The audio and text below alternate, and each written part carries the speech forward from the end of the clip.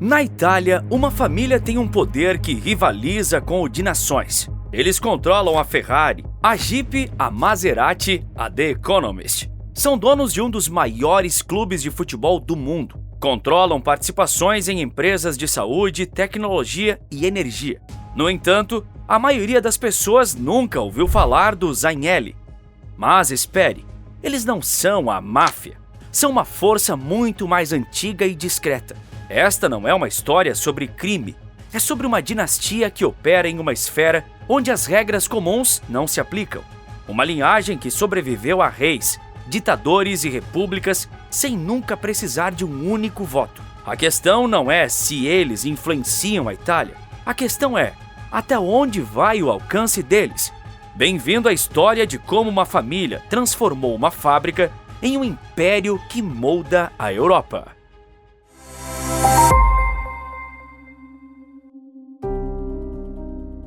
Turim, 1899.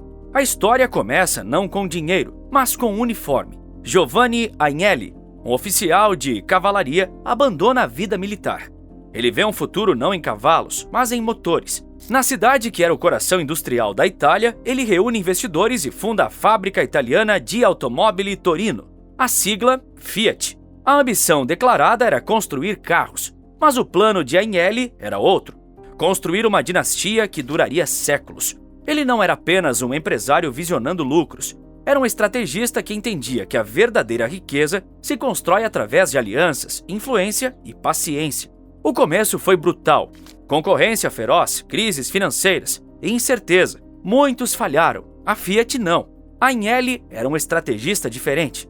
Enquanto seus concorrentes focavam no lucro imediato, ele construía relacionamentos com banqueiros, políticos e industriais. Enquanto eles competiam, ele se aliava.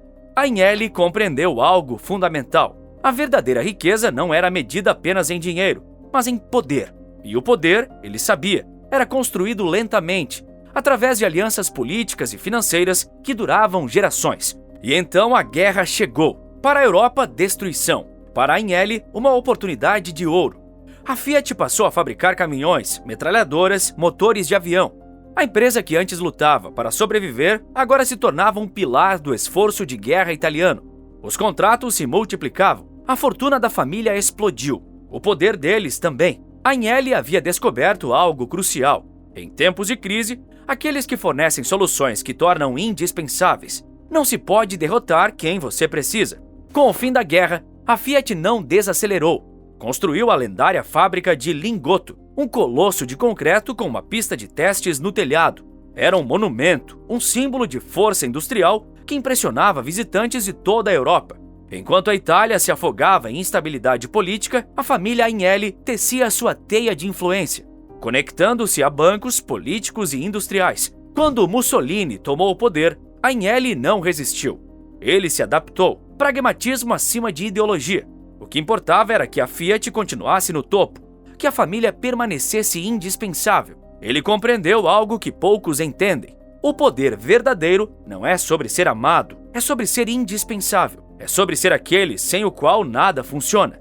Veio a Segunda Guerra Mundial, e com ela mais caos e mais contratos. A Fiat novamente desempenhou um papel crucial no esforço de guerra italiano. Mas a derrota da Itália deixou a fábrica em ruínas. Parecia o fim. As máquinas estavam destruídas, os investimentos perdidos. A família Agnelli enfrentava seu maior desafio desde a fundação da empresa. Muitos acreditavam que era o fim de uma era. É aqui que a história vira.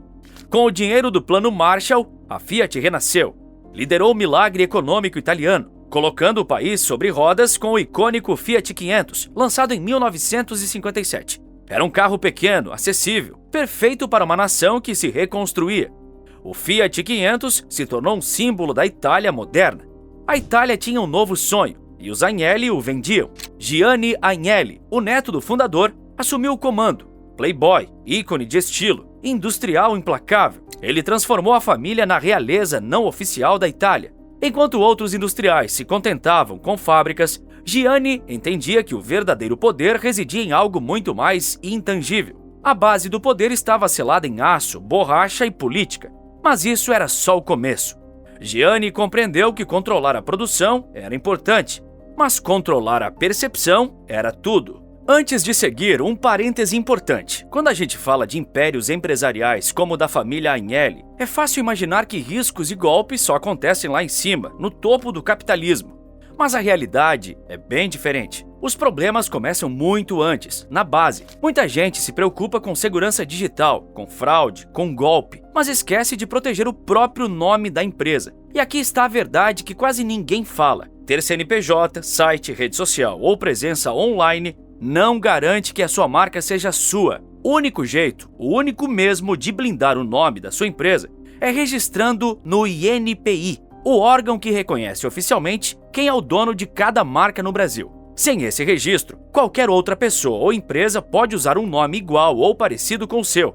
E pior, pode até impedir você de continuar usando a marca que você construiu. A boa notícia é que existe quem faça todo esse processo sem você precisar perder tempo nem correr riscos. A MoveOn Marcas cuida de tudo.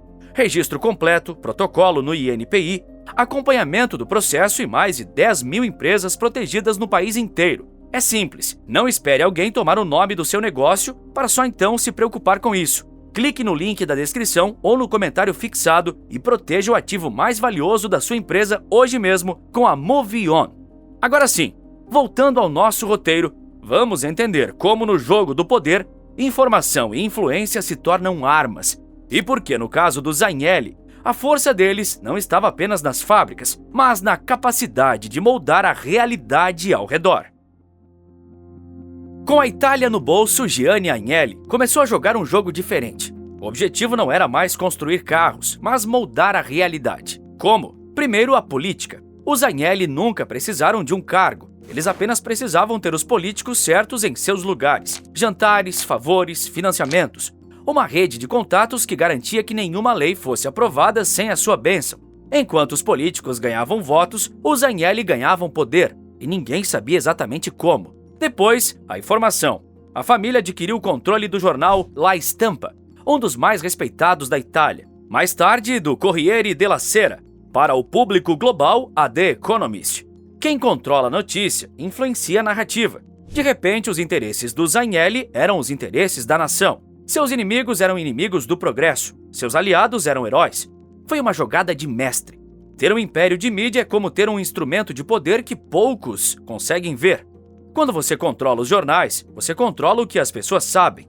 E quando você controla o que as pessoas sabem, você controla como elas votam, o que elas compram, em quem elas confiam. A mídia se tornou uma arma sofisticada nas mãos dos Agnelli. Mas a Itália era pequena demais. O mundo acenava.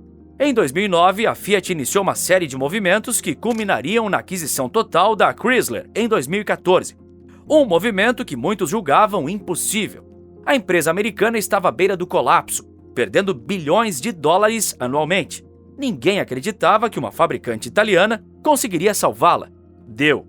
Foi uma quebra de expectativa brutal. A empresa, que nasceu em Turim, agora controlava Detroit. A Agnelli havia transformado uma crise em oportunidade. Enquanto outros viam ruína, ele via expansão. Enquanto a indústria automotiva americana desaparecia, os Agnelli a compravam por uma fração de seu valor original. Anos depois, em 2021, a fusão com o grupo PSA deu origem a Stellantis, um monstro automotivo global, uma das maiores montadoras do mundo, com produção em dúzias de países. Mas e aí vem a parte que quase ninguém sabe. O verdadeiro segredo não estava nos carros, estava na Exor, a holding da família.